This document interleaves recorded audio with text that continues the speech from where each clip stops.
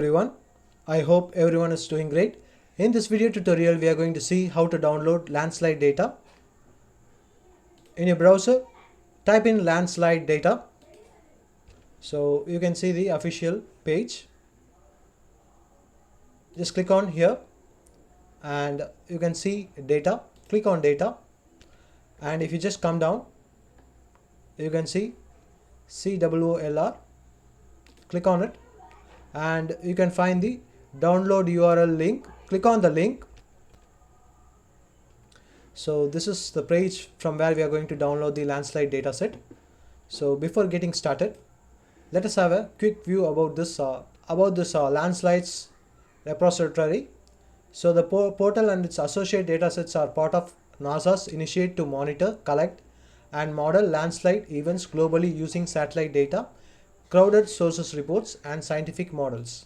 The purpose of the datasets are: the data and tools are designed to collect and share the global landslide events, both citizen reported and research based, model landslide hazard based on the precipitation and terrain susceptibility, enable situational awareness and decision making for researchers, emergency responders, and the public. So we are going to download our dataset from the Cooperative Open Online Landslide Repository, a global landslide inventory combining citizen reported landslides via Landslide Reporter, NASA's Global Landslide Catalog, and event-based and report-based inventories, which is available in shapefile, geodatabase, and CSV file formats.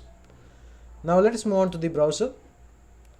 Now you can see the datasets are in database, shapefile. Shapefile you can see both points and polygons, as well as you can find the CSV. So we are going to first download the landslide events, which has been reported as a location based as a point shapefile. So if you just click on here, you can download the file. You can see the file has been started to download. You can check the progress. So it is available for the entire globe.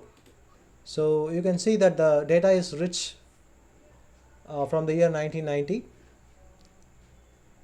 So after downloading this data, just go back and you can see the landslide data, which is also available in polygon.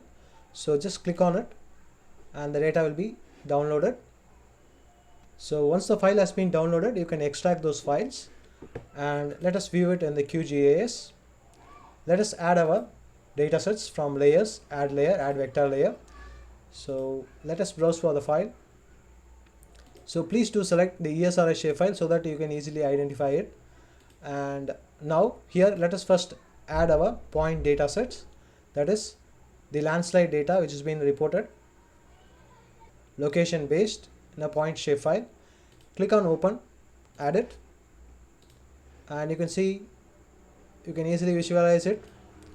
Globally the landslide location has been mapped, and you can see for each location you can see some data sets, some information will be available for each point. So you can find the information by opening the attribute table. Let me expand the attribute table, and you can see some names which has been given over here, and you can see the event ID, date, and event time, event title. Likewise you can find, and you can see what is the triggering factors, its size, and its settings. So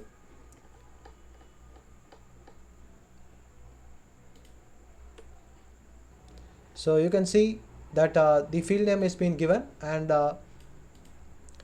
you can see what it is meaning. I'll be just sharing it in the description section. You can just refer it. So you can see IS category is nothing but landslide category, whether it's a rockfall or mudslide. You can find it IS category, whether it's a rockfall or a mudslide or landslide. Likewise you can also check in the triggering mechanism. You can see IS triggering mechanism. You can see here based on rainfall or downpour,